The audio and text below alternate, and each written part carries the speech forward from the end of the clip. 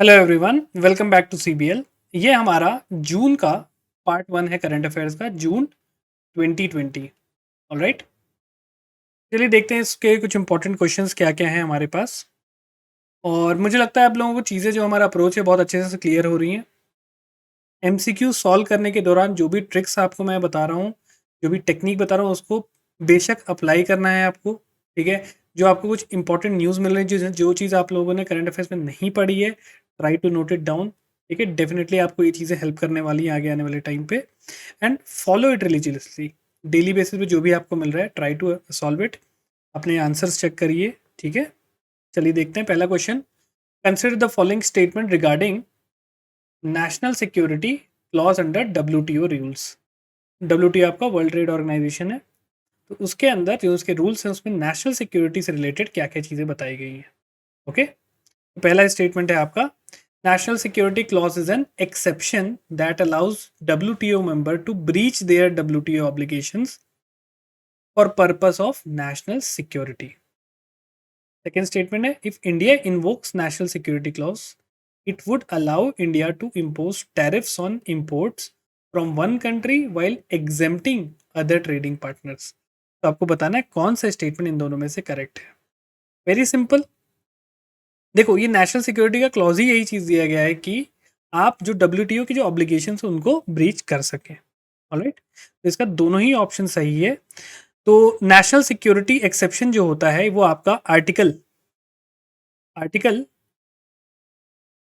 21, alright, 21 of the general agreement on trade and tariff जो बोलते हैं, गैट एग्रीमेंट जिसको बोलते हैं, वो अलाउ करता है डब्ल्यूटीओ मेंबर को कि वो अपने जो ऑब्लिगेशंस है उसको वो ब्रीच कर सके। ऑलराइट, वो अपना ऑब्लिगेशंस को ब्रीच कर सके। क्लियर।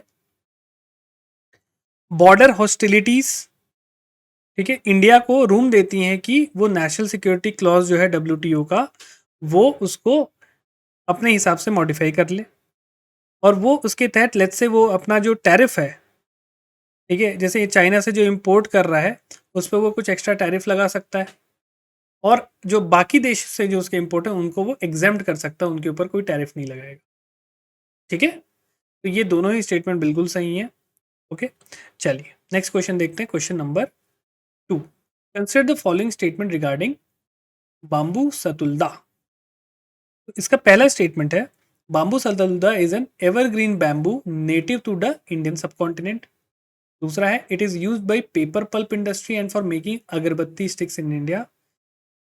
2018 में in the government amended the Indian forest act 1927 to include bamboo grown on non forest areas under the definition of tree. तो आपको बताना है कौन सा स्टेटमेंट सही है। ए 2 and 3, B 1 and 2, C 1 and 3 या D 1 2 and 3। तो अगर आपने यूपीएससी 2018 का पेपर देखा होगा तो ये जो थर्ड स्टेटमेंट है ये डायरेक्टली उसमें से आया हुआ है। राइट, सो उसमें मेंशन किया गया था कि जो बैम्बू है, बैम्बू को एग्जेम्प्ट कर दिया गया है, एग्जेम्प्ट कर दिया है ट्रीज की डेफिनेशन में जो नॉन फॉरेस्ट एरिया में ग्रो करते हैं। तो ये गलत स्टेटमेंट है। ये स्टेटमेंट गया तो आपका this is wrong, this is wrong, this is wrong, correct answer आ जाएगा B 1 and 2। ये दोनों ही स्टेटमेंट बिल्कुल सही है। ओके, तो ये आपका इंडो चाइना, तिब्बत, यहाँ पे आपका मिलता है। ऑलराइट, ट्रॉपिकल टाइप का क्लाइमेट होता है यहाँ पे। क्लियर, ठीक है, चलिए नेक्स्ट क्वेश्चन देखते हैं, question number 3। Consider the following statement regarding financial action task force. तो पहला स्टेटमेंट है, financial action task force is a policy making body that sets international standards to prevent money laundering and terrorist financing. FATF is an initiative of G7। और तीसरा statement है, FATF has got sanctioning power on countries listed in the FATF black list. आपको बताना है कौन सा correct statement है। Okay,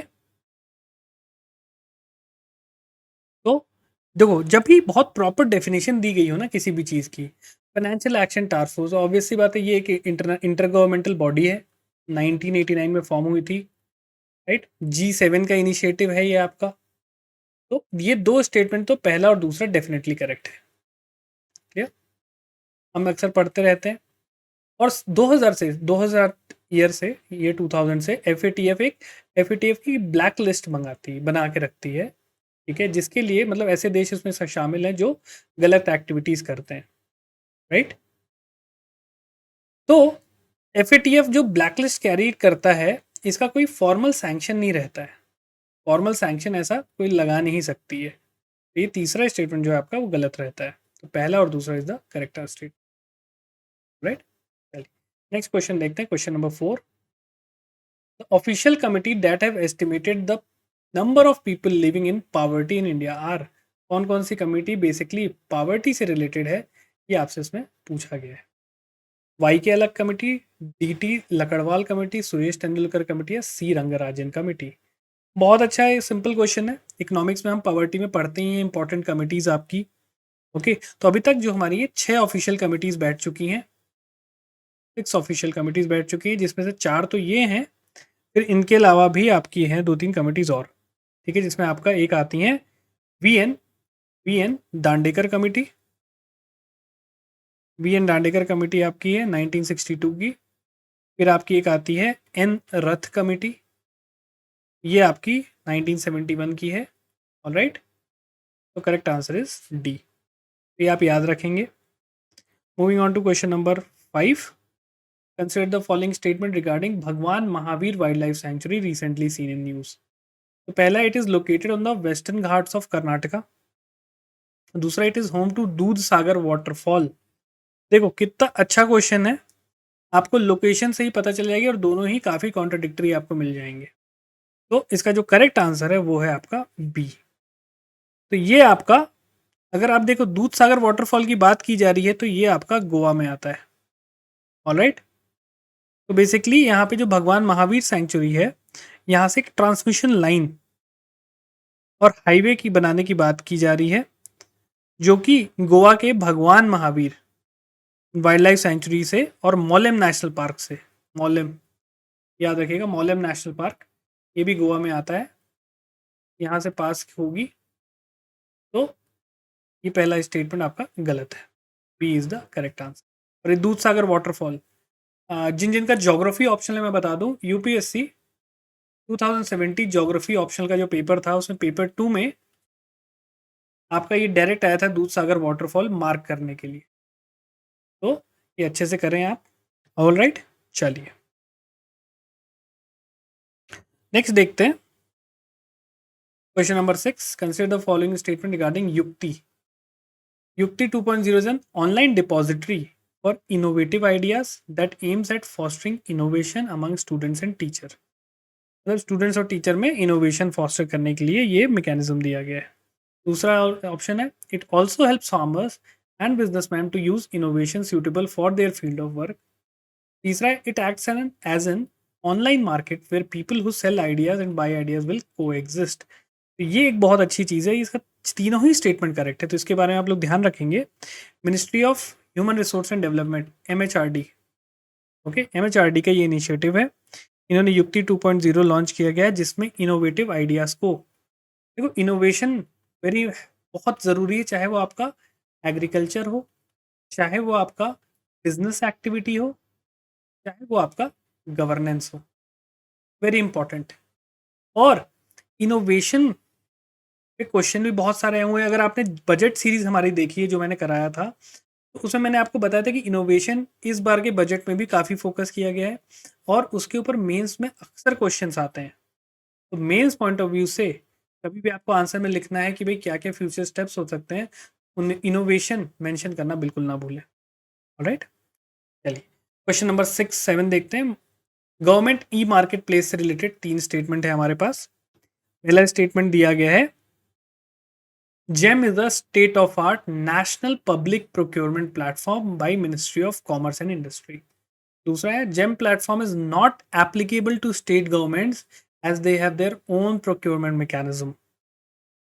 तीसरा है, make in India filter has now been enabled on GEM where buyers can choose to buy only those products that meet the minimum 60% local content criteria। तो देखो आपको बताना है कौन सा इसमें इनकरेक्ट स्टेटमेंट है। पहला स्टेटमेंट डेफिनेटली करेक्ट है, इन दोनों ऑप्शन को एलिमिनेट कर दें आप। ओके, बचा 3 एंड 2 एंड 3, मतलब थर्ड ऑप्शन तो रॉन्ग है। इसको आपको नहीं भी पता है ना, इसको पढ़ने की जरूरत नहीं है आपको। क्लियर। और देखो जो जेम प्लेटफॉर्म है वो स्टेट गवर्नमेंट के लिए भी ऐसा नहीं है, एप्लीकेबल नहीं है। ओके, तो ये आपका इसमें ना केवल गवर्नमेंट ऑफ इंडिया करेगी, बट आपकी स्टेट गवर्नमेंट जो है आपकी, वो भी इसको यूज करेंगी। ठीक है, तो सेकंड स्टेटमेंट भी आपका गलत है। राइट, तो एप्लीकेबल है ये। करेक्ट आपका ऑप्शन हो जाएगा 2 and 3। 2 and 3 is the correct option. दोनों ही स्टेटमेंट 2 और 3 आपके इनकरेक्ट है। क्लियर।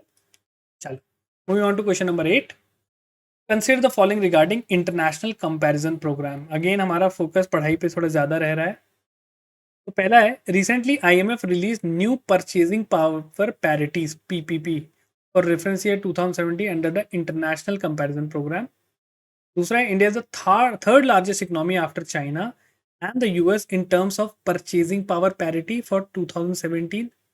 और तीसरा है, the PPP of Indian rupees per US dollar at GDP level is ₹20 in 2017।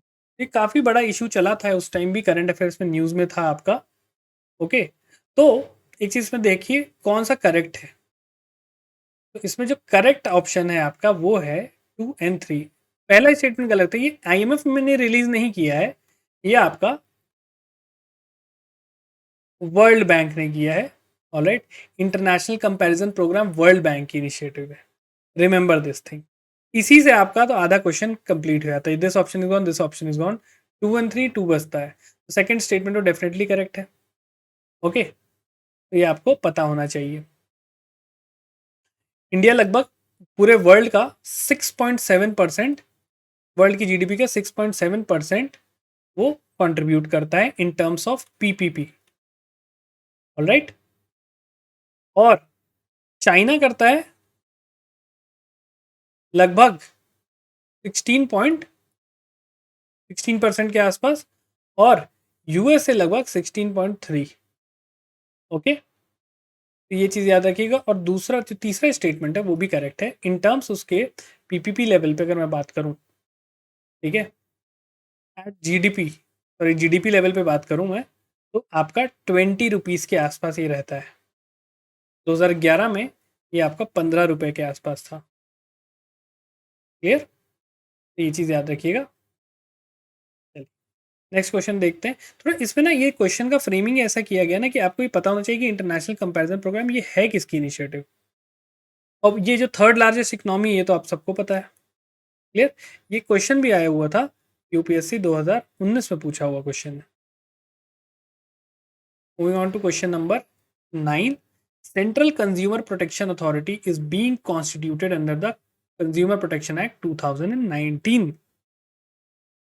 Alright, दूसरा है, Consumer Protection Act recognises offences such as providing false information regarding the quality और quantity of a good and misleading advertisement. तो सबसे important इस बार जो consumer Protection act की जो, अगर मैं आपको बोलूँ प्रोविजन था, वो था मिसलीडिंग एक्ट। मिसलीडिंग एड अगर कोई दे रहा है, इनके खिलाफ भी एक्शन लिया जा सकता है। Very important term. ये दोनों ही स्टेटमेंट आपके करेक्ट है। ओके, तो जो नया कंज्यूमर प्रोटेक्शन एक्ट है उसके अंदर कंज्यूमर प्रोटेक्शन अथॉरिटी वगैरह बनाने की बात की गई थी। ठीक है, आपके जो उसमें कई ऑनलाइन मैकेनिज्म भी दिए गए हैं कि जो लोग नहीं आ सकते कोर्ट, ये सब की भी फैसिलिटीज़ दी गई। तो एक बार उसके प्रोविजंस आप लोग ज़रूर देख लेंगे कंज्यूमर प्रोटेक्शन एक्ट के। और जो भी मिसलीडिंग इन्फॉर्मेशन दिया जा रहा है उनके खिलाफ भी इंक्वायरी के पावर इसमें मेंशन किए गए। अनफेयर ट्रेड प्रैक्टिसेस हो गए। ठीक है, तो ये चीज़ याद रखिएगा। नेक्स्ट क्वेश्चन देखते हैं, इंटरनेशनल कोर्ट ऑफ जस्टिस के रिगार्डिंग है। वेरी इंपॉर्टेंट, कुलभूषण यादव का केस आप सबको पता है। ठीक है, ये देखो जो भी क्वेश्चन अगर फ्रेम हो रहे हैं ना करंट अफेयर्स में, इसका कुछ करंट रेलिवेंस है। बहुत ज्यादा न्यूज में था ये। ठीक है, तो इसके ऊपर क्वेश्चन पूछ लिया गया कि International Court of Justice is the principal judicial body of the United Nations. दूसरा है, आईसीजे इज कंपोज ऑफ 15 जजेस elected to 5-year terms by the United Nation General Assembly and Security Council. जजेस are not eligible for री election. तो आपको पता होना चाहिए कि केवल केवल और केवल पहला स्टेटमेंट इसका करेक्ट है। तो ये आपकी प्रिंसिपल ऑर्गन है, आप सबको पता होना चाहिए। यूएन की और कौन से प्रिंसिपल ऑर्गन्स हैं ये ज़रूर सोचिएगा, ये याद करके रखिए।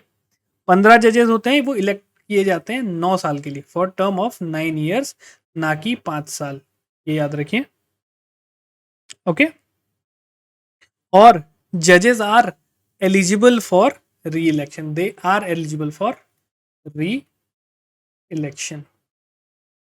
क्लियर, ये समझ में आया आपको? तो ये चीज़ें आपको याद रखनी है। तो यूएन के अदर प्रिंसिपल ऑर्गन कौन कौन से ऐसे, UNGA, Security Council, Trusteeship Council, इनके बारे में आपको पता होना चाहिए। Moving on to question number 11, GERD dam, very important. GERD dam ये अक्सर न्यूज़ में रहता है। देखो ये तो यहाँ पे तो मैंने फुल फॉर्म दे दिया, इसमें कई बार आपसे पूछ सकता है कि GERD sometime seen in news is related to, तो ये तो इसमें मैंने मेंशन ही कर दिया, डैम है तो किस रिवर के ऊपर है, white Nile river, blue Nile river, Congo river, niger river. इसका करेक्ट आंसर है फैक्चुअल है, ब्लू नाइल रिवर के ऊपर बना हुआ है। ओके, पहले इसको एक और नाम से जाना जाता था आपका मिलेनियम डैम, मिलेनियम डैम के नाम से जाना जाता था। एक ग्रेविटी डैम है ये आपकी, ओके, ग्रेविटी डैम है ब्लू नाइल रिवर के ऊपर। ब्लू नाइल रिवर कहाँ पे आपकी बहती है? Majorly Ethiopia. ये चीज़ें आपको पता होनी चाहिए। तो जब ये बन जाएगा प्रॉपरली, ये अंडर कंस्ट्रक्शन है, और जब ये बन जाएगा ये अफ्रीका का सबसे बड़ा हाइड्रो इलेक्ट्रिक पावर प्रोजेक्ट होगा। Clear?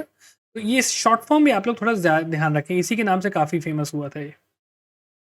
Moving on to question number 12। ठीक है, तो क्वेश्चन नंबर 12 देखते हैं। क्वेश्चन नंबर 12 में मेंशन है कि India has propose to add rosewood, rosewood का ही साइंटिफिक नेम दिया गया है, to appendix 2 of CITES. CITES आप सबको पता है बहुत ही इंपॉर्टेंट ऑर्गेनाइजेशन है, किसके कंसिडर में? In the trade of endangered species.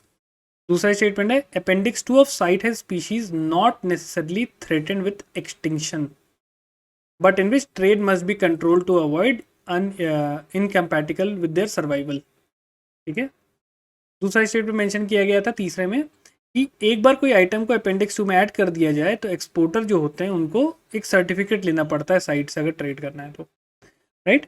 तो बेसिकली पहला स्टेटमेंट गलत है इसमें। इसमें इंडिया ने बेसिकली बांग्लादेश और नेपाल के साथ मिलके एक बड़ा टफ बैटल हुआ कि भाई जो साइट्स में रोजवुड जो होते हैं, रोजवुड को जो अपने कॉमन टर्म में शीशम बोलते हैं, राइट, शीशम।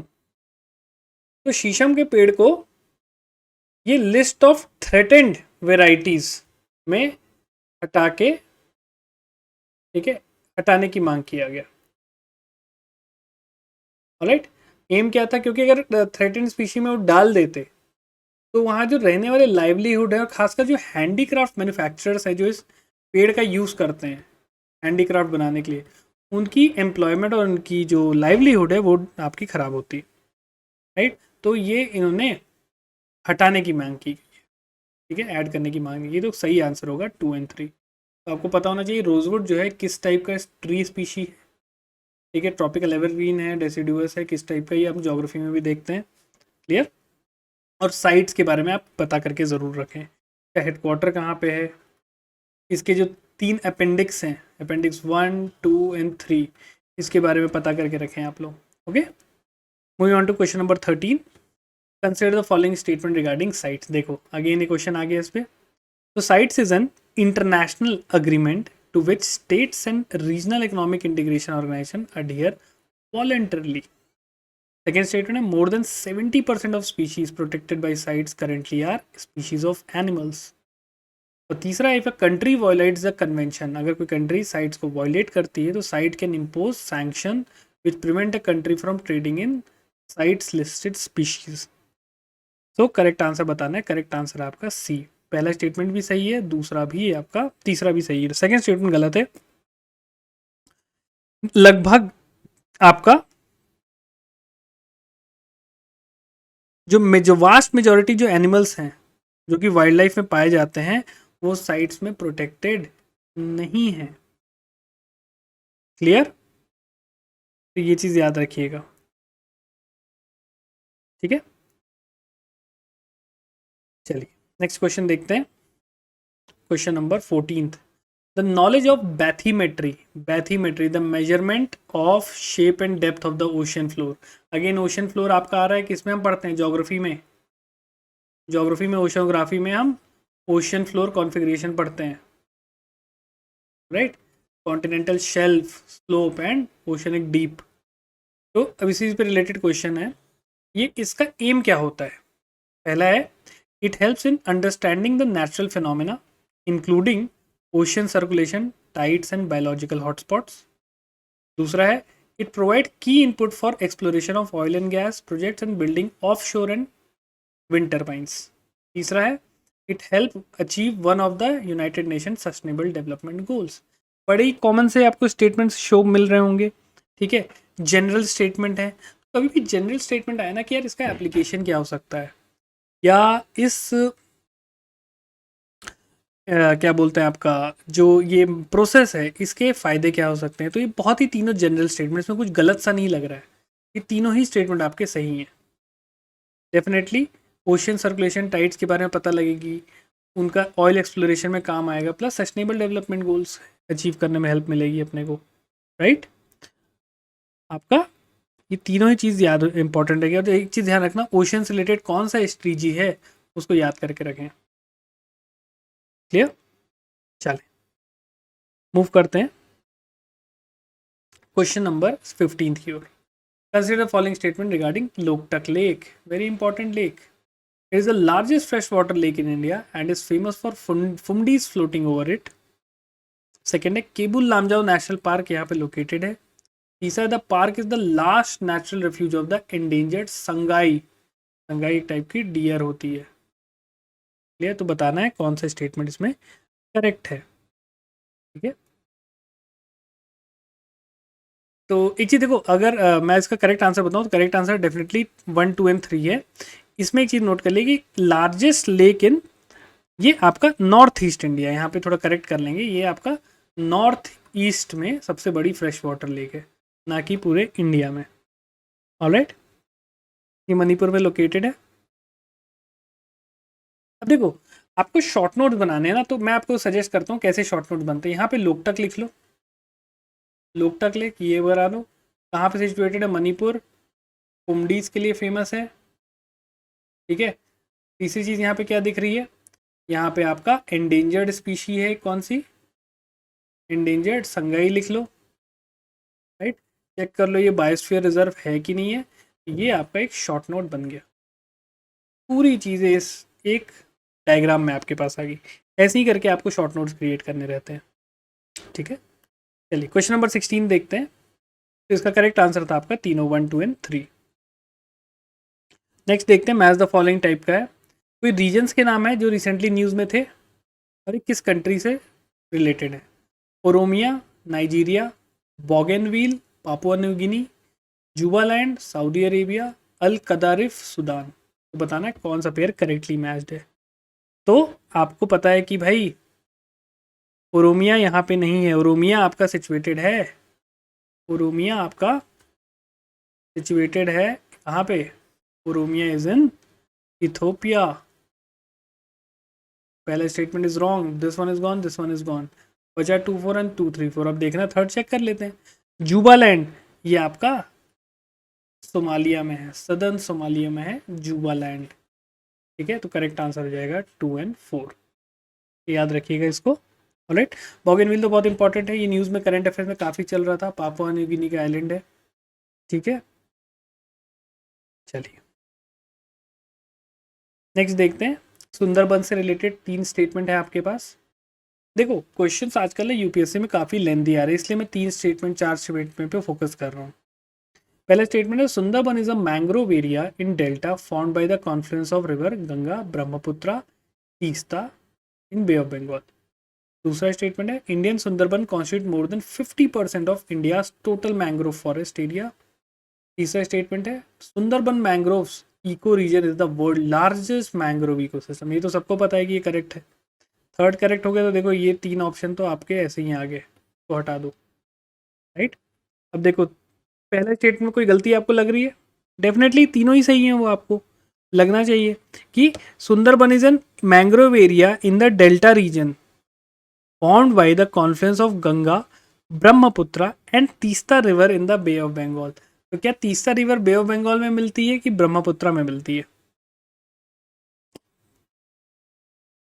तो ये आपका गंगा रिवर के साथ बनती है, ब्रह्मपुत्र डेल्टा वहाँ फॉर्म करती है, और साथ ही साथ आपकी मेघना रिवर है वो फॉर्म करती है, ना कि आपकी तीस्ता। तीस्ता तो ब्रह्मपुत्र से मिल जाती है।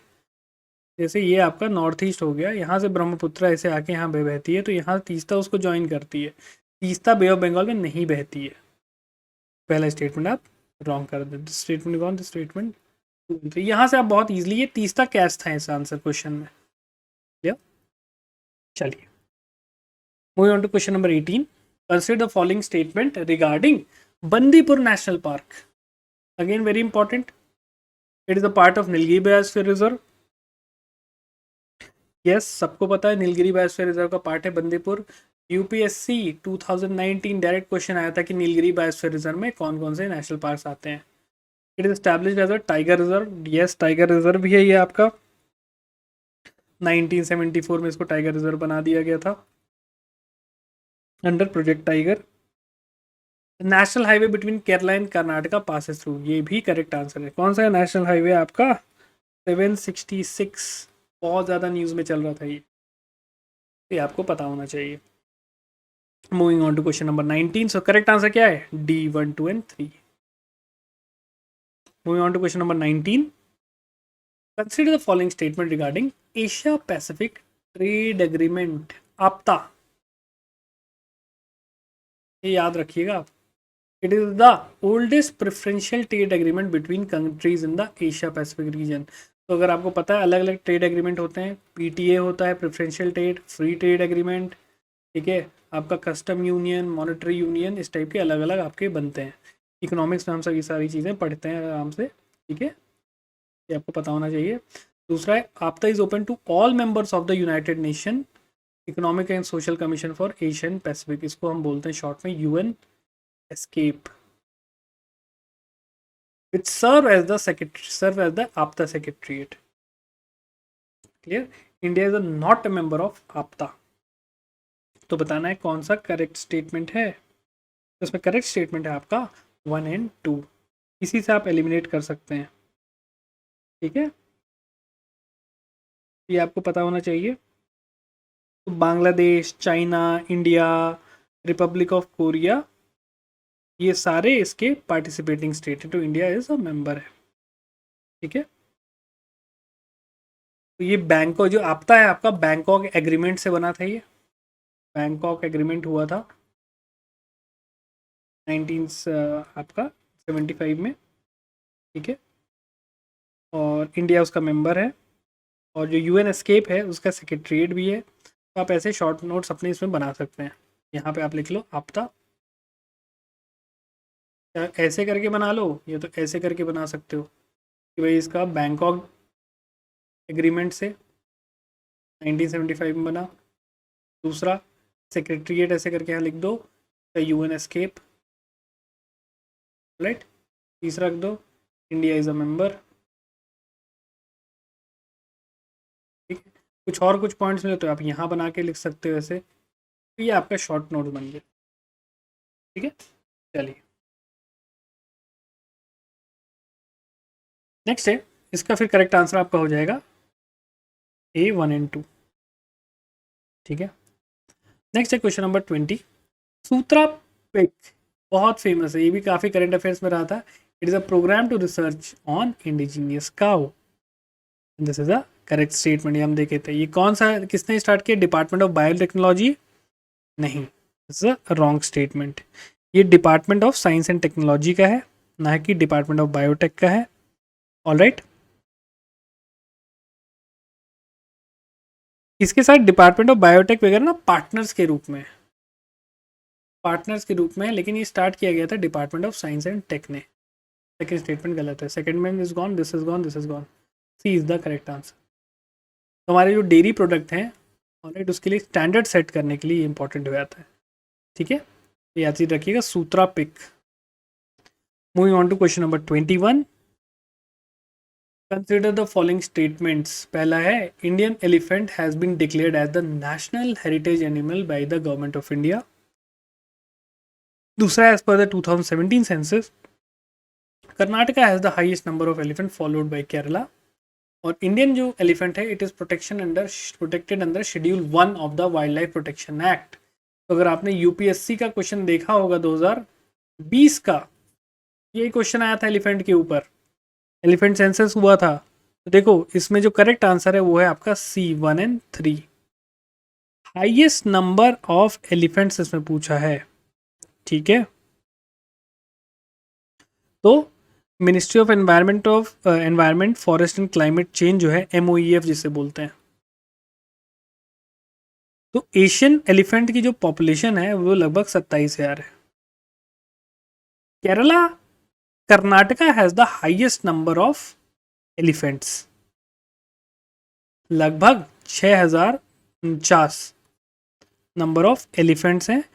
उसके बाद आपका आता है असम 5,000 के आसपास। तो अगर मैं एलिफेंट्स का बताऊं तो Karnataka, then Assam and then Kerala. यही क्वेश्चन आया था, उसमें मेंशन कर दिया गया था यूपीएससी में कि सबसे ज़्यादा एलिफेंट्स आपके केरला में हैं। तो आपको ये अगर पता है कि कर्नाटका हाईएस्ट है फिर केरला, तो ये कर्नाटका देन आपका असम, इसको आप ये एलिमिनेट कर देते। Second is gone, this is gone, this is gone, this is gone. 1 and 3 is the correct statement. और ये आपका जो एशियन एलिफेंट्स हैं ये एंडेंजर्ड स्पीशी हैं, एंडेंजर्ड, और इस वजह से ये आपका वाइल्ड लाइफ प्रोटेक्शन एक्ट के शेड्यूल 1 में ये आते हैं। Similarly Indian tiger, royal Bengal tiger, ये भी शेड्यूल 1 में आता है, राइट। चलिए नेक्स्ट क्वेश्चन देखते हैं, question number 22। The GDP growth rate in India has declined successively from 2016 to 2019-20. दूसरा statement, in the last 10 years India has not crossed the GDP growth of rate of 8%। थोड़ा controversial question है but देखते हैं इसमें हम क्या कर सकते हैं। तो ये आपका जो करेक्ट स्टेटमेंट है, सक्सेसिवली डिक्लाइन तो की है डेफिनेटली हमारी, ये करेक्ट स्टेटमेंट है। और ऐसा नहीं है लास्ट 10 ईयर से बीच में हमने यहाँ पे क्रॉस किया था, ठीक है, ठीक है। तो इसमें हमारा जो सेकंड स्टेटमेंट है आपका ये गलत है। इंडिया का जीडीपी ग्रोथ रेट लगभग 8.26% था 2016 में, ऑलराइट। तो ये गलत स्टेटमेंट है, हैज़ नॉट क्रॉस्ड। इस टाइप की चीज़ें आपको पता होनी चाहिए, ओके। और जो हमारा ग्रोथ रेट है ये लगभग, अगर मैं बताऊं 2016 में ये 8.26% पे था ग्रोथ रेट, 2017 पे ये हमारा 7% पे के आसपास था, 2018 पे ये 6% के आसपास हुआ, 19 में ये आपका 4.18% के आसपास। तो ये ग्रोथ रेट की मैं बात कर रहा हूँ, ग्रोथ रेट। तो ये पहला स्टेटमेंट करेक्ट है, A is the correct answer, okay. चलिए नेक्स्ट क्वेश्चन देखते हैं, question number 23। Deomali Elephant Reserve recently seen in news is located in, कहाँ पे लोकेटेड? इस टाइप के क्वेश्चन अक्सर पूछता है यूपीएससी में, ठीक है। यूपीएससी 2017 पाके टाइगर रिजर्व पूछा था, पाखुई टाइगर रिजर्व, पाखुई टाइगर रिजर्व, ये अरुणाचल में था। तो इसी टाइप से आपसे पूछे जा सकते हैं कि देवमाली एलिफेंट रिजर्व कहाँ है। तो फैक्चुअल है, अरुणाचल में है ये भी, ठीक है। तो एक चीज़ थोड़ा ध्यान रखना है इसमें ना, आप लोग ना जनरली जब क्वेश्चन पूछते हैं कई बार तो इनका ना फोकस नॉर्थ ईस्ट पे काफ़ी ज़्यादा रहता है। चाहे वो अगर फ्लोरा की बात भी हो, चाहे ट्रॉपिकल रेन फॉरेस्ट या इसकी बात भी हो, तो नॉर्थ ईस्ट पे थोड़ा फोकस इनका रहता है, ठीक है। तो देहिंग पटकाई एरिया करके है वहाँ पे आपका अरुणाचल में, यहाँ पे देवमाली रिजर्व की बनाने का ये सब चल रहा है, ठीक है, ये याद रखिएगा। नेक्स्ट है क्वेश्चन नंबर 24। ये आपका बायो रॉक टेक्नोलॉजी के ऊपर है। बायो रॉक या इसको मिनरल एक्रेशन टेक्नोलॉजी भी बोलते हैं। इट इज, पहला स्टेटमेंट है बायो रॉक और mineral accretion technology can be use to restore coral reef. सबसे इंपॉर्टेंट चीज़ है ये, इसी के लिए ये न्यूज़ में था, bio rock technology. It is a name given to substance form by electro accumulation of minerals dissolved in sea water on the steel structures that are lowered onto seabed and are connected to a power source। तो क्या होता है basically, let's say water है, यहाँ पे कुछ steel का structure है मान के चलो, इसको ना नीचे कर देंगे पानी में, तो ये क्या करेगा और इसमें इलेक्ट्रिसिटी पास करेंगे तो यहाँ पे क्या होगा, मिनरल्स एक्यूमुलेट होने लगेंगे, राइट। और मिनरल्स एक्यूमुलेट हुए तो ये क्या कर सकता है, एक बहुत अच्छा बेस दे देता है कोरल रीफ्स के फॉर्मेशन के लिए। तो it result in the formation of calcium carbonate. तो आपको पता ही है कि जो जूजैंथली एल्गी होती हैं जो कोरल रीफ फॉर्म करते हैं वो आपका कोरल पॉलिप्स के साथ एक सिम्बायोटिक रिलेशनशिप बनाते हैं। कोरल पॉलिप्स आपके बेसिकली क्या होते हैं, कैल्शियम कार्बोनेट फॉर्मेशन। जो शेल वगैरह होते हैं जानवरों के खराब निकल जाते हैं तो कोरल पॉलिप्स बन के बेस बना देते हैं जिसके ऊपर जूजैंथली एल्गी आके अपना होम बसा लेते हैं, जो कि ब्राइट कलर्स देते हैं पूरे कोरल रीफ को। ये तो तीनों ही स्टेटमेंट इसके करेक्ट है। Moving on to question number 25, consider the following statement regarding CMS convention of migratory species. तो देखो हमने अभी साइट्स की भी बात कर ली, यहाँ पे CMS भी आ गए, तो साथ ही दो इंपॉर्टेंट चीजें भी हो गई। पहला स्टेटमेंट है CMS is an environmental treaty of the United Nations that provides a global platform for the conservation and sustainable use of migratory animals and their habitats। ये तो डेफिनेशन ही है इसकी, ट्रू, ओके। इसमें ऐसी कोई गलती नहीं, क्योंकि देखो जनरली आप डेफिनेशन दे रहे हो, बॉडी का नाम आपको पता है तो इजीली आप उससे रिलेट कर सकते हो। It is not the only global convention specialising in the conservation of migratory species, their habitat and migration. इसे बोला कि it is not the only global convention, मतलब और भी है कहने का मतलब। तीसरा है CMS bring together states, range states and other legal और इंटरनेशनल कोऑर्डिनेशन कंजर्वेशन मेजर्स करने के लिए। ठीक है, मतलब ये अलग अलग पार्टीज, गवर्नमेंट्स, NGO सबको साथ ले आती है ताकि कंजर्वेशन अच्छे से किया जा सके, राइट। ये कहा जा रहा है। तो थर्ड स्टेटमेंट भी ट्रू है। सेकंड स्टेटमेंट सोचो कि यार ऐसा क्यों हो सकता है कि CMS के अलावा नहीं है कोई और बॉडी। CMS इसीलिए तो फेमस है, ओके। CMS इसीलिए तो फेमस है। और इंडिया में COP13 हुआ था CMS का कॉन्फ्रेंस ऑफ पार्टीज हुई थी, COP13 जिसको बोलते हैं इंडिया में, गांधीनगर में, इसलिए क्वेश्चन पूछा गया था। और it is N environmental treaty जो कि स्पेशलाइज करती है कंजर्वेशन ऑफ माइग्रेटरी स्पीशीज, ठीक है। इसको बॉन कन्वेंशन भी बोला जाता है।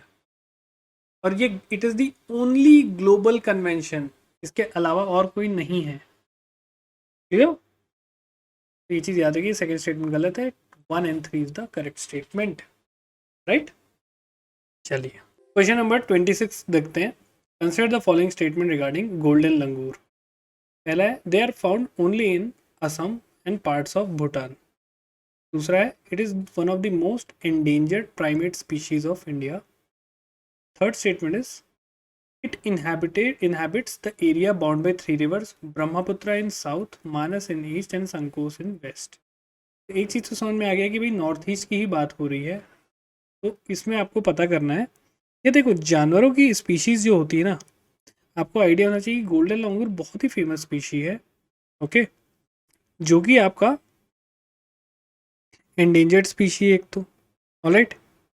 तो ये आपका one of the old world monkey इनको बोलते हैं, पुराने ज़माने के, मतलब सबसे जो इनिशियल थे प्राइमेट्स उनमें काउंट होता है।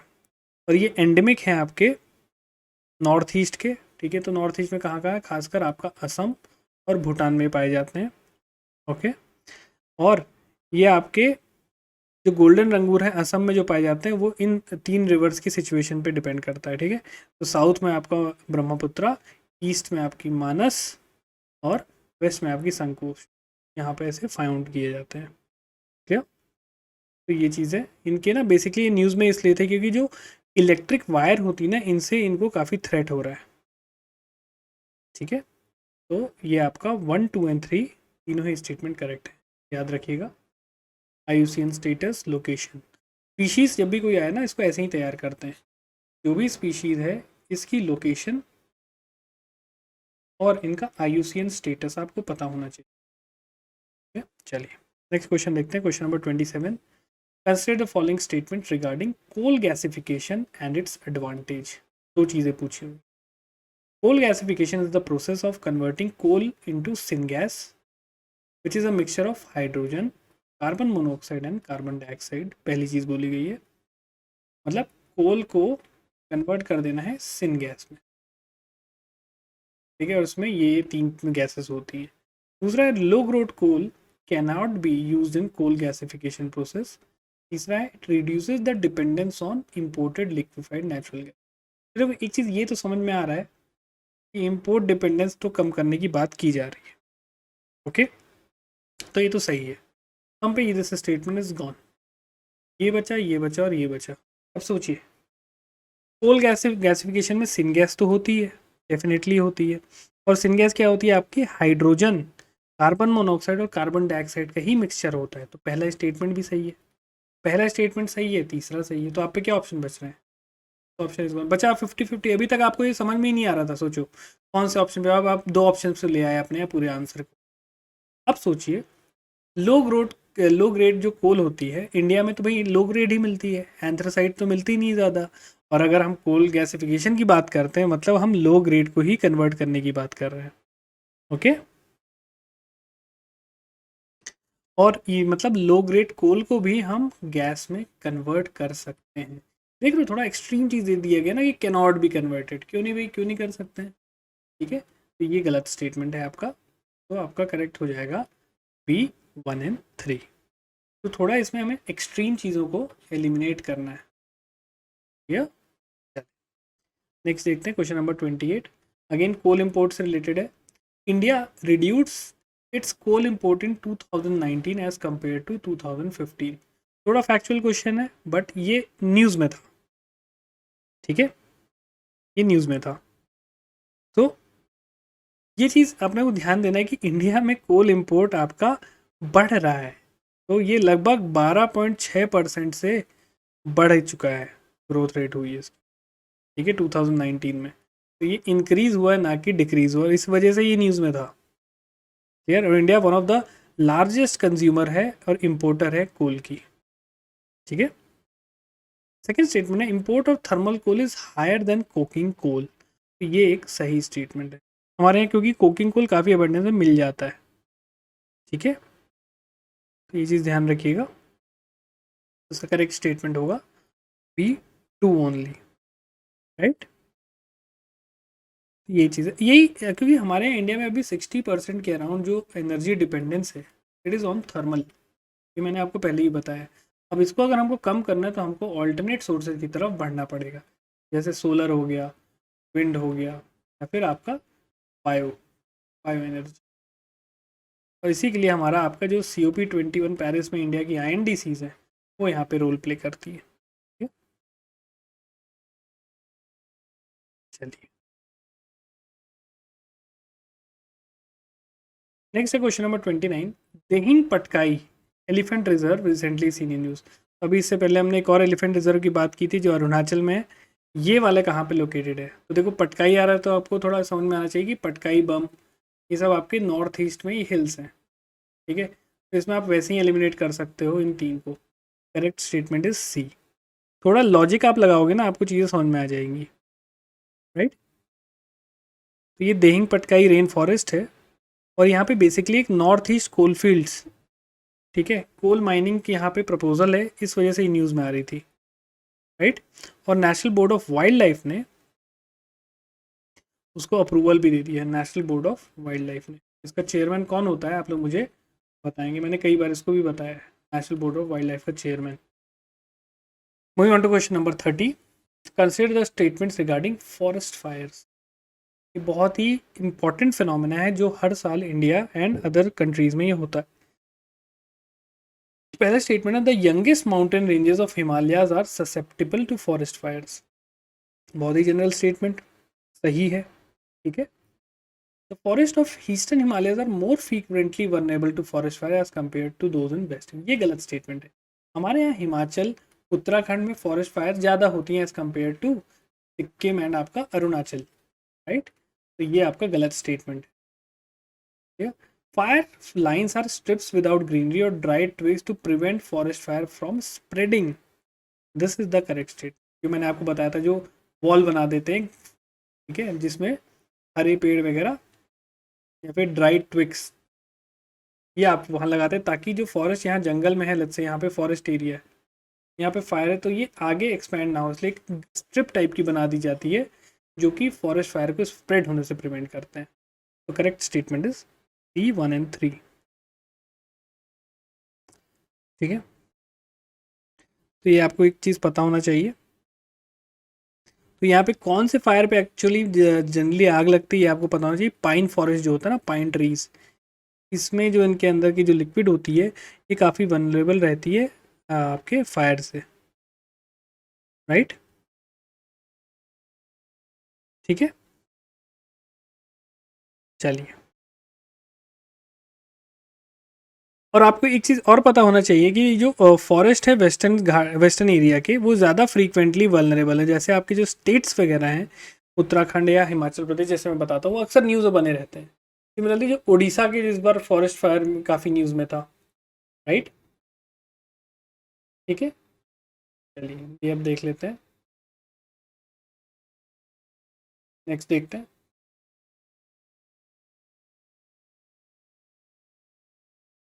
Question number 31, consider the statement regarding lunar lake. ये हमने पिछले वाले करंट अफेयर्स में भी कवर किया था। Lonar lake was created by an asteroid collision with earth. ठीक है, दूसरा स्टेटमेंट है आपका, Lonar is a only fresh impact structure in basalt on earth, making it an important analog for impact craters on the surface of the moon. देखो, सबसे पहली चीज़ तो आपको पता होना चाहिए, जो लूनार लेक थी वो एक क्रेटर लेक है। ठीक है, क्रेटर लेक है। वो एक इम्पैक्ट हुआ था एस्टेरॉइड का अर्थ पे, जिसकी वजह से वो डिप्रेशन सा बना और जिसमें विद टाइम यहाँ पानी भर गया। It is also a national Jio heritage monument. Definitely ये भी एक करेक्ट स्टेटमेंट है। लूनार लेक आपकी महाराष्ट्र में है, क्रेटर लेक है। अब देखो इस पर शॉर्ट नोट्स कैसे बनाओगे, मैं आपको उस तरीका बताता हूँ। लूनार लिखा, लूनार लेक आपने, राइट। थोड़ा यूनिक यूनिक बनाते रहा करो। महाराष्ट्र, राइट। यहाँ लिख दो क्रेटर लेक। ठीक है, यहाँ पे रिसेंटली आपको पता होगा एक एल्गी हुआ था जिसकी वजह से ये पिंक टर्न हो गई थी, ये मेंशन कर सकते हो। ये एक जियो हेरिटेज है। ऐसे आप शॉर्ट शॉर्ट नोट्स अपने रेडी करके रखें। ठीक है, चलिए, इसका करेक्ट आंसर होगा D 1, 2 and 3। Moving on to question number 32, the unemployment rate. ये अनएम्प्लॉयमेंट के ऊपर कुछ स्टेटमेंट्स हैं। The unemployment rate refers to the percentage of person unemployed among the persons in the labour force. दूसरा statement again economy, थोड़ा static portion है। और India में अनएम्प्लॉयमेंट काफ़ी ज़्यादा बढ़ी थी, आपको पता है, जो पहला लॉकडाउन हुआ था, राइट। उसी से रिलेटेड क्वेश्चन है। दूसरा है the labour force is defined as people who are working और सीकिंग वर्क और available for work. 2007 third statement है, 2017-18 saw the lowest unemployment rate since 1977-1978। तो आपको जो करेक्ट ऑप्शन है इसका है बी 1 एंड 2। सो इंडिया का जो अनएम्प्लॉयमेंट रेट है, इट हैज़ इम्प्रूव्ड 2007-8 में ये लगभग 6.1% पे था। 2017-18 की मैं बात कर रहा हूँ। 6.1% से ये कम होके 5.8% हो गया था 2018-19। राइट, तो ये लोवेस्ट नहीं है, राइट। तो ये पीरियोडिक लेबर फोर्स सर्वे था, यहाँ पे आपका 5.8% हो गया था 2018-19। हमारी बड़ी बड़ी स्कीमें थी, जैसे आपकी स्किल डेवलपमेंट और ये सब का कुछ तो फ़ायदा हुआ है, ऐसा रिपोर्ट कहती है। और एक्चुअल रियलिटी क्या है उस पर हम नहीं जा सकते, बट हमको as a bureaucrat, as a aspirant, हमको रिपोर्ट्स पे मानना पड़ेगा। ठीक है, और पहला और दूसरा स्टेटमेंट डेफिनेशन, ये स्टैटिक चीज़ है, ये हम डेफिनेशन पढ़ते ही हैं, अनएम्प्लॉयमेंट की क्या होती है और LFPR क्या होता है, labour force participation rate, right. Women की जो अनएम्प्लॉयमेंट है वो भी कम हुई है, 5.7% से 5.2% हो गई है, राइट। ये सारी चीज़ें एक अच्छी चीज़ कहलाई गई हैं। जो हमारा लेबर फोर्स पार्टिसिपेशन रेट है वो 36.9% था 2017-18 में, 36.9%। LFPR ये 36.9% था 17-18 में। ये अब आपका हो गया है 37% के आसपास हो गया है, 37.5% के आसपास 2018-19 में। मतलब ज़्यादा लोग पार्टिसिपेट कर रहे हैं। ठीक है, इस टाइप के डेटा ना आप अपने आंसर राइटिंग में भी यूज़ कर सकते हो जब आप GS3 के आंसर्स लिख, ये आपके आंसर को सपोर्ट करते हैं और जस्टिफाई करते हैं। तो correct answer is B 1 and 2। Moving on to question number 33. Consider the following statement regarding Garib Kalyan रोजगार अभियान. It is a massive employment cum rural public works campaign. ठीक है, दूसरा स्टेटमेंट है the scheme will work in a mission mode in select districts across all states where maximum number of migrant workers have return back to their district due to कोविड-19. क्योंकि आपको पता है कि जुलाई एंड जून का जो time था, जून 2020 खासकर, काफ़ी ज़्यादा यहाँ पे माइग्रेंट वर्कर्स की परेशानी हुई, इसीलिए क्वेश्चन आया था. The campaign will contribute towards provision of modern facilities such as internet connectivity, laying of optical fiber cables and to increase internet speed in villages. तो आपको बताना है कौन सा स्टेटमेंट इसमें करेक्ट है. तो पहला स्टेटमेंट आपका ये करेक्ट है और तीसरा स्टेटमेंट भी करेक्ट है. राइट, तो ये आपको पता होना चाहिए. ठीक है, तो ये आपके 116 डिस्ट्रिक्ट की बात की जा रही है. 116 डिस्ट्रिक्ट्स हैं, और कहाँ से, पूरे देश भर से नहीं. Bihar, UP, MP, Jharkhand, Orissa and Rajasthan. तो ये चीज़ याद रखिएगा, अक्रॉस ऑल स्टेट्स नहीं है. सेकंड ऑप्शन को एलिमिनेट करते ही आपका आंसर करेक्ट आ जाता. तो देखो, ये क्वेश्चन से एक चीज़ अपने को समझ में आ रही कि भाई मैक्सिमम माइग्रेंट लेबर्स आपके ईस्टर्न इंडिया, यूपी बिहार से ज़्यादा आपके निकलते हैं. ठीक है, और वो जो डेवलप्ड स्टेट्स हैं वहाँ पे जाते हैं. ठीक है, चलिए क्वेश्चन नंबर 34 देखते हैं. Which among the following is India's first wild life sanctuary with golden langur as the primary species. देखो, गोल्डन लंगूर आपने देखा कहाँ पे है. ठीक है, नॉर्थ ईस्ट इंडिया की अगर मैं बात करूँ, यहाँ पे सिचुएटेड है. ठीक, तो देखिए इनमें से कौन सा वाइल्ड लाइफ सेंचुरी है वो आपका नॉर्थ ईस्ट में आता है. ठीक है, देखो पहली चीज समझ आ जाओ, पोबीतारो तोरा तो आपका राइनोसोरस के लिए फेमस है, राइनो के लिए, तो हटा दो. ठीक है, आपका Chakrashila is the correct answer. ये आपका न्यूज में चल ही रहा था. पहली वाइल्ड लाइफ सेंचुरी है जहाँ पे गोल्डन लंगूर प्राइमरी स्पीशीज के उस पे हैं. यहाँ पे 600 गोल्डन लंगूर हैं और ये आपका वेस्टर्न असम और भूटान तक में फैले हुए हैं. क्लियर, तो फैक्चुअल है, याद करके रखेंगे. आपका होमवर्क रहेगा इन दो वाइल्ड लाइफ सेंचुरीज के बारे में भी देख लेंगे, सिपाही जला और Gumti. Moving on to question number 35. देखो, एक जो 360 डिग्री तैयारी होती है ना, यही होती है. अब देखो मैं आपको सारे यहाँ पे जो प्रीलिम्स में जो हम क्वेश्चन सॉल्व करें, इसमें मैं आपको सारी चीज़ें नहीं बता पाऊंगा कि भाई अदर वेस्टर्न नेशनल पार्क्स को भी इसमें ये चीज़ होती है, क्योंकि टाइम काफ़ी लग जाएगा. अब आपका काम क्या रहता है ना, कि जैसे सर ने ये दो चीज़ें बता दी कि यार ये क्वेश्चन का ये आंसर है, रीज़न ये है, एक्सप्लेनेशन दे दिया. बाकी जो अदर ऑप्शन है वो क्यों गलत है, उस पर आप थोड़ा अपना चिंतन मनन कर सकते हो. कोई ऐसे फैक्ट्स अलग आए, कोई नेशनल पार्क का नाम दिया, तो अदर जो बच गए उनको एक बार देख लेते हैं, कहाँ लोकेटेड है, कौन सी स्पीशीज़ है. तो अपना एफर्ट भी हमें देना है. ठीक है, इसी को बोलते हैं 360 डिग्री तैयारी. क्लियर, चलिए 35 देखते हैं. Consider the following statements. The highest number and the high endemism of orchid species are found in Western Ghats. दूसरा है Botanical Survey of India conduct census of orchids in India. Trade of wild orchid is banned globally. देखो ये question क्यों आया था, basically botanical सर्वे ना यहाँ पे करती है, आपका सर्वे करती है ऑर्किड्स का. तो इसमें ना सेकंड स्टेटमेंट डेफिनेटली करेक्ट है. सेकंड स्टेटमेंट चारों में. ठीक है, अब देखो स्टेट वाइज जो डिस्ट्रीब्यूशन है ना, तो जो नॉर्थ ईस्टर्न अपना है, नॉर्थ ईस्टर्न स्टेट्स ऑलराइट, जो और जो वेस्टर्न घाट्स हैं हमारे, ये और आपका नॉर्थ ईस्ट, यहाँ पे काफ़ी ज़्यादा इनकी ऑर्किड स्पीशीज सबसे ज़्यादा है. तो जो सबसे ज़्यादा अगर मैं आपको बात करूँ, हाईएस्ट नंबर जो है वो आपका अरुणाचल. अरुणाचल में लगभग 612 स्पीशीज़ की आपकी पाई जाती है. फिर आपका सिक्किम आता है. तो नॉर्थ ईस्ट में ज़्यादा है अपार्ट फ्रॉम, उसके बाद आपका वेस्टर्न घाट्स आता है. पहला स्टेटमेंट गलत है. राइट, थर्ड स्टेटमेंट भी आपका करेक्ट है. जो वाइल्ड ऑर्किड्स हैं उनके ट्रेड को बैन किया गया है अंडर साइट्स. साइट्स के ये अपेंडिक्स 2 में आती है. Clear, so correct answer is B 2 and 3. D for Delhi. Moving on to question number 36. Consider the following statement regarding PM Cares Fund. PM Cares Fund के बारे में देखना है. PM Care Funds has not got exemption under FCRA and this cannot receive foreign donations. दूसरा statement है donation to PM cares fund will qualify to be counted as CSR corporate social responsibility. It does not come under the ambit of RTI act. यही controversy बनी थी. Okay तो इसका correct answer है आपका C 2 and 3. तो एक चीज़ याद रखिए ये आपका it has got exemption. PM CARES ये it has got exemption under FCRA पहली चीज़.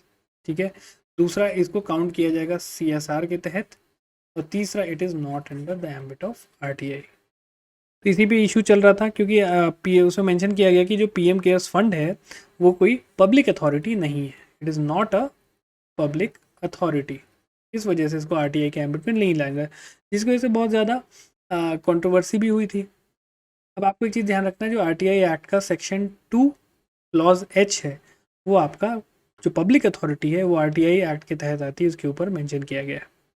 क्लियर. तो करेक्ट आंसर होगा C 2 and 3.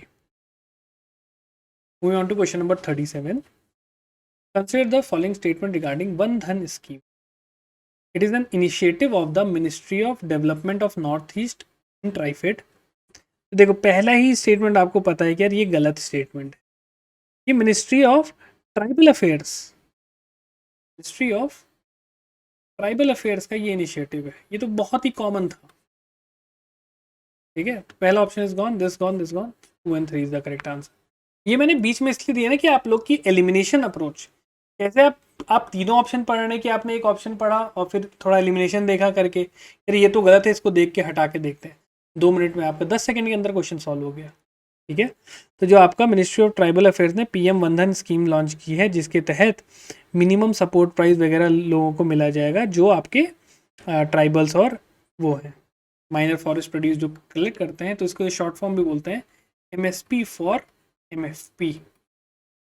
Minimum support price मिलेगा माइनर फॉरेस्ट प्रोड्यूस के लिए. तो माइनर फॉरेस्ट प्रोड्यूस में क्या क्या आता है, हनी, नॉन टिम्बर जो भी चीज़ें हैं वो सब इसमें आती हैं.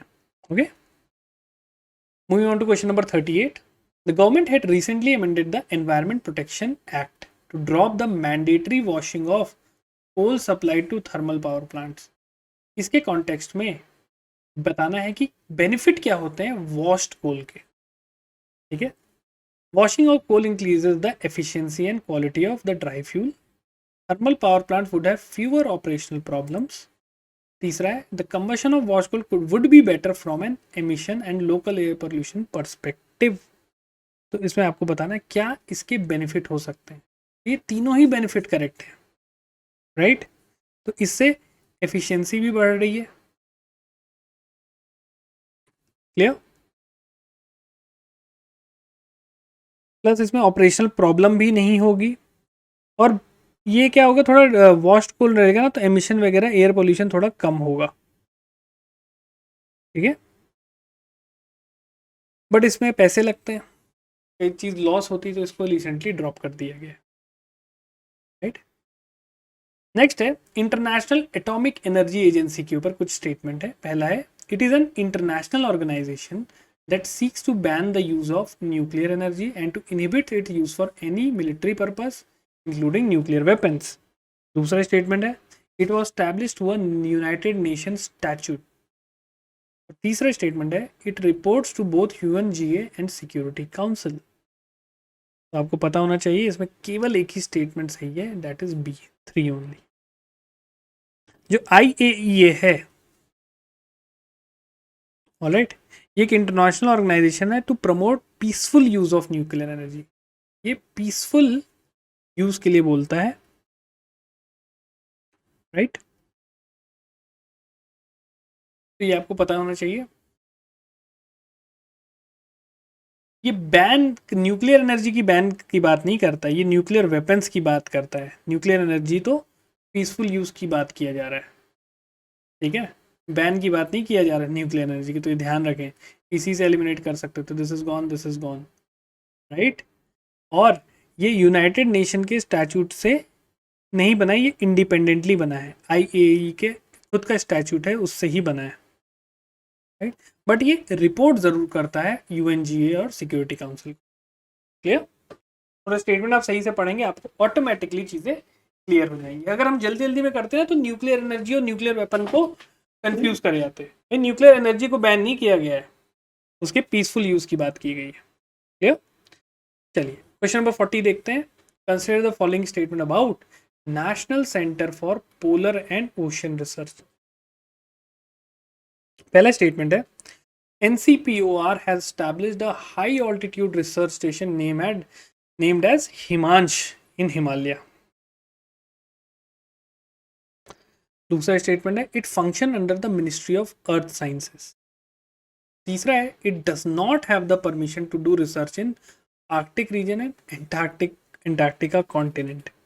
तो देखो यार, अगर हम ऐसा कोई पोलर और ओशन रिसर्च सेंटर बना रहे हैं और जिसमें हम बोल दिए कि भाई तुम आर्कटिक और एंटार्क्टिका में जा ही नहीं सकते हो, तो ये तो गलत बात होगी ना। तो फिर हमको बनाने का क्या मतलब होगा, वो वहाँ भी रिसर्च कर रही है, तो ये गलत स्टेटमेंट है। Third is gone, this is gone. अब बचा क्या आपका 1 एंड 2। तो देखिए इसका जो करेक्ट आंसर है वो है सी, हिमांश करके फैसिलिटी इन्होंने लद्दाख में बनाई है। ऑलराइट, तो ये आपको पता होना चाहिए। लाहौल स्पीति करके वहाँ पे जगह है, लाहौल स्पीति, स्पीति वैली बड़ी फेमस है हिमाचल प्रदेश। यहाँ पे इन्होंने ये हिमांश करके फैसिलिटी बनाई है और मिनिस्ट्री ऑफ अर्थ साइंसेस के अंदर आती है। तो correct answer here is C, 1 and 2। Moving on to question number 41। Consider the following statement regarding forest advisory committee. पहला स्टेटमेंट है it is a statutory body constituted under Environmental Protection Act 1986। दूसरा है it consider questions on the diversion of forest land और non forest use, जिसमें आपका mining, industrial project या township वगैरह आ सकती है। तीसरा है it role is advisory in nature. तो देखो नाम से ही क्लियर है कि एडवाइजरी बॉडी, तो ये तो सही होना चाहिए, ये तीनों में दिया हुआ है।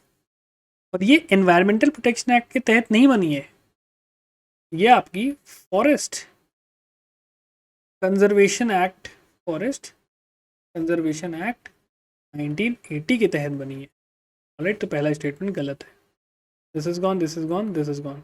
2 and 3 is the correct statement. Basically नाम है कि भाई फॉरेस्ट का कैसा यूज होना चाहिए, कैसा नहीं यूज होना चाहिए, इसके ऊपर ये एडवाइजरी बॉडी बनी हुई है। सिंपल है, एलिमिनेशन करके आप इजिली निकाल सकते हो। Moving on to question number 42।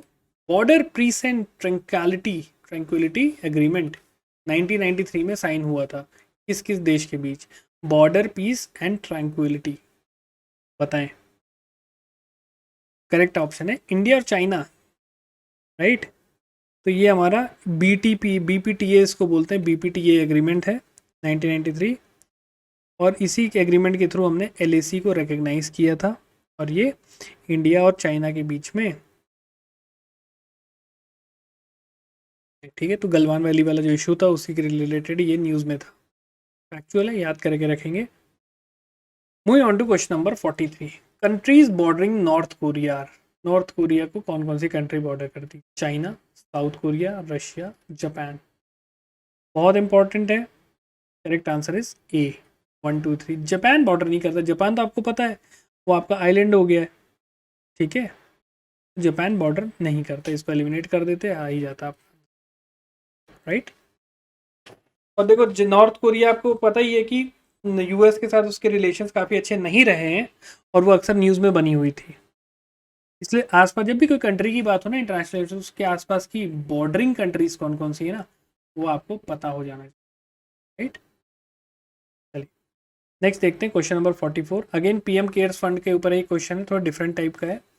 पहला है the fund consist of voluntary contribution from individual organisation and also get budgetary support. दूसरा है there is no parliamentary oversight. तीसरा है the fund is audited by independent auditor and not by CAG। तो आपको बताना है कौन सा स्टेटमेंट करेक्ट है। तो इसमें C option is the correct. एक चीज ध्यान रखो, ये जो एंटायर फंड होता है ये वॉलेंटरी कॉन्ट्रीब्यूशन पे रहता है, इसमें कोई भी बजटरी सपोर्ट नहीं मिलती है। This is gone, this is gone, this is gone. और इस पर पार्लियामेंट्री ओवरसाइट नहीं होता है, ठीक है, ये एग्जीक्यूटिव एक्शन वगैरह पे चलती है, और इसको इंडिपेंडेंट ऑडिटर करता है, ऑडिट सीएजी नहीं करता है। तो ये दोनों सेकेंड और थर्ड स्टेटमेंट करेक्ट है, पहला स्टेटमेंट गलत है। कोई बजटरी सपोर्ट इसमें नहीं होता, यही कीवर्ड था इसमें, ठीक है। चलिए, तो अगर आपको शॉर्ट नोट्स बनाना होगा पीएम केयर्स पे, पीएम केयर्स अपना बनाओ यहाँ पे, market, no budgetary support, all voluntary contribution, no CAG, ठीक है, नो पार्लियामेंट्री ओवरसाइट, ठीक, ऐसे करके आप बना सकते, and no RTI. Correct answer क्या होगा इसका? 44th का is C2 and 3. Moving on to question number 45. Consider the following statement regarding Irrawaddy dolphins. Very important. पहले स्टेटमेंट है, of the 6 variety of dolphins that are found in India, the Irrawaddy dolphins are the highest in number. Number wise सबसे ज्यादा highest Irrawaddy dolphins मिलती है India में। दूसरा है, Irrawaddy dolphins are mostly found in the brackish water zone. तीसरा है, in India Irrawaddy are found mainly in the Chilika lake. ये तो आपको पता होना चाहिए कि इरावदी डॉल्फिन्स का लोकेशन, उनका आईयूसीएन स्टेटस, ठीक है। जो करेक्ट आंसर है वो है 2 and 3। Irrawaddy dolphin Chilka lake के आसपास ही मिलती है, ठीक है। जो इंडिया के ये वाला पार्ट है, यहाँ पे चिल्का लेक है, यहाँ पे इरावदी डॉल्फिन है, चिल्का लेक हो गया, राइट। अब चिल्का लेक आपको पता है कि ब्रैकिश वाटर लगून है, ठीक है। ये दोनों स्टेटमेंट करेक्ट हो गया। पहला बोला गया कि इरावदी डॉल्फिन सबसे हाईएस्ट नंबर की मिलती है, नहीं ये गलत है। हमारी जो गैंगेटिक डॉल्फिन्स होती हैं वो नंबर में सबसे ज़्यादा हैं, लोवेस्ट हैं। इरावदी डॉल्फिन्स आपकी लोवेस्ट हैं बल्कि, ठीक है। तो जो गैंगेटिक डॉल्फिन्स है जो फ्रेश वाटर होती है वो हाईएस्ट नंबर पर मिलती है। तो पहला statement is wrong, B2 and 3 is correct. Okay. Moving on to question number 46. According to recent estimates, the number of Asiatic lions in Gujarat has increased from 2015 to 2020.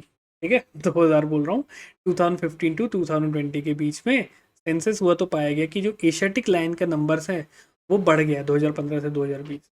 इसके basis पे 3 statement consider करेंगे कि जो increase in number of Asiatic lions in Gir forest in Gujarat between 2015 to 2020 is the highest rise between 2 census year.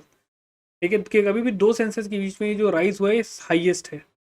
दूसरा है, Asiatic lions are present only in the protected areas of Gir forest. Asiatic lions are endangered as per the IUCN red list. तो देखो third statement तो definitely आपकी correct है। तो आपका ये 2 ऑप्शन पे ध्यान देना, जैसे हटा दो इनको, राइट। तो ये इसका जो करेक्ट आंसर है ये है आपका C, 1 and 3। जो सेकंड स्टेटमेंट है आपको पता होना चाहिए कि जो एशियाटिक लायंस गुजरात में है वो राइज हुए हैं, जो ग्रोथ है लगभग 29% का है, और ये अभी तक का सबसे बड़ा है, ठीक है। तो ये आपको पता होना चाहिए। तो ये गिर एरिया के साथ साथ आपके सौराष्ट्र रीजन वगैरह में भी पाए जाते हैं, क्लियर। केवल गिर फॉरेस्ट में नहीं है, और भी जो रीजन है सौराष्ट्र रीजन के, जो एग्रीकल्चर लैंडस्केप है वहाँ का, एग्रो पेस्टोरल लैंडस्केप, वहाँ भी पाए जाते हैं। देख रहे, ओनली वर्ड दिया हुआ इस टाइप के, तो एलिमिनेट कर सकते हैं, राइट। चलिए नेक्स्ट देखते हैं क्वेश्चन नंबर 47। सैंड माइनिंग के ऊपर 2 स्टेटमेंट है। पहला स्टेटमेंट है, the enforcement and monitoring guidelines for sand mining 2020 push for online sales and purchase of sand and other riverbed material to make the process transparent. मतलब अभी तक जो physical auctions होते थे, इसमें जो नए रूल्स आए हैं, गाइडलाइंस है, उसमें ऑनलाइन सेल्स की भी बात की गई है, ऑक्शन की। दूसरा स्टेटमेंट है, the mines and mineral act 1957 empowers the state government to make rules to prevent illegal mining, transportation and storage of mineral। Definitely ये तो करेक्ट है, ठीक है। तो ये आपको पता होना चाहिए, क्योंकि देखो इलीगल जो रेत खनन होती है, सैंड माइनिंग बोलते हैं, उससे ना रिवर बेड काफ़ी इफेक्ट होती है, और कई बार ये बाढ़ वगैरह का भी रीज़न बन जाता है, ठीक है। तो ये पहला स्टेटमेंट भी करेक्ट है, और दूसरा भी करेक्ट है इसमें, ठीक है। एनजीटी ने ऑर्डर दिया था कि भाई इलीगल सैंड माइनिंग को अगर आपको चेक करना है तो आपको ऑनलाइन प्रोसेस ई गवर्नेंस, ये सब ई गवर्नेंस का पार्ट आता है, ये करना पड़ेगा। ऑलराइट, तो जो नए रूल्स हैं उसमें ऑनलाइन ऑप्शन की बात की गई, तो दोनों ही स्टेटमेंट करेक्ट हैं इसमें, ये याद रखिएगा। चलिए नेक्स्ट देखते हैं question number 48। Consider following statement, India is the world largest milk producer. दूसरा है milk is the largest crop in India in terms of value. Third statement है the total value of milk produced in India is more than the total value of paddy and wheat put together. ये अच्छा question है। ठीक है, दूध को compare कर दिया गया है यहाँ पे चावल और गेहूं से। तो सोचिए यहाँ पे आप कि अगर मिल्क की मैं बात कर रहा हूँ, जनरली सोच के देखें कि जो जो भी इंडिया में, एक चीज़ तो देखो सबको पता है कि मिल्क का जो सब लार्जेस्ट प्रोड्यूसर वो इंडिया है, तभी इसमें एक ऑप्शन चारों में दिया हुआ है। ठीक, लार्जेस्ट प्रोड्यूसर तो हमारे यहाँ भाई, अगर हम व्हीट और राइस का रेट देखें और दूध का रेट देखें तो यहाँ पे आपको क्लियर हो जाना चाहिए कि जो वैल्यू है मिल्क प्रोडक्शन की वो काफ़ी ज़्यादा है। ठीक है, ओके, और मिल्क इंडिया में लार्जेस्ट क्रॉप है इन टर्म्स ऑफ वैल्यू, अगर हम एग्रीकल्चरल आउटपुट की बात करें। ठीक है, एग्रीकल्चर में आपका ये सब भी आ जाते हैं ना, एनिमल हस्बेंड्री वगैरह भी आ जाती है। राइट, तो ये तीनों ही स्टेटमेंट आपके करेक्ट हैं। कॉमन सेंस लगाते हैं आप इजीली इसको कर सकते हैं। राइट, चलिए क्वेश्चन नंबर 49 देखते हैं। रैपिड एंटीजन टेस्ट के बारे में, कोविड-19 सबका फेवरेट। तो the rapid antigen detection test seeks to detect the antibodies produced by the body. दूसरा है rapid antigen detection test take less time for interpreting a positive और negative person as compare to RT-PCR test. और तीसरा है the positive result from antigen test are highly accurate but there is a higher chance of false negatives. ठीक है, तो आपको बताना है क्या है इसका करेक्ट आंसर। तो हियर द करेक्ट आंसर है, पहली चीज़ तो देखो एंटीबॉडीज नहीं ढूंढती हैं। ठीक है, ये वायरस का RNA वगैरह डिटेक्ट करती हैं। ये तो पहला स्टेटमेंट रॉन्ग। ये देखो आंसर आपका आ गया C213। ऐसे आप अपना टाइम बचा सकते हो। तो एक चीज़ आपको पता होना चाहिए, जो रैपिड एंटीजन टेस्ट है डेफिनेटली ये कम टाइम लेता है, लेस टाइम। ठीक है, लेकिन इसकी एक्यूरेसी भी कम रहती है, तो इसलिए नेगेटिव रिपोर्ट्स कई बार आ जाती हैं।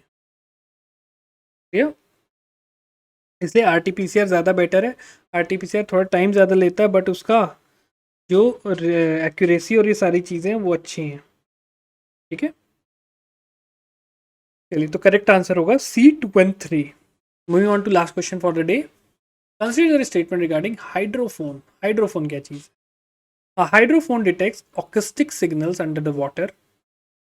दूसरा है hydrophone works by converting a sound wave into a electric voltage by detecting the change in pressure in the surrounding environment.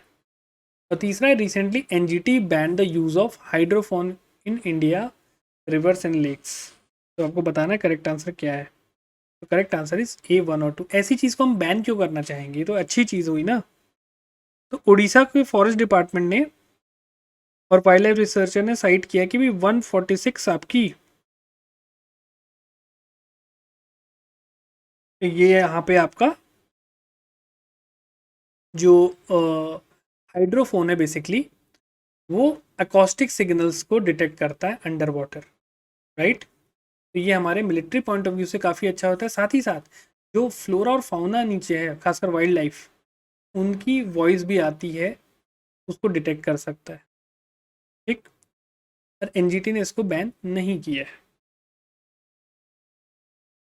Clear, ये आपको पता होना चाहिए। तो करेक्ट आंसर इसका हो जाएगा A1 और 2। ठीक है,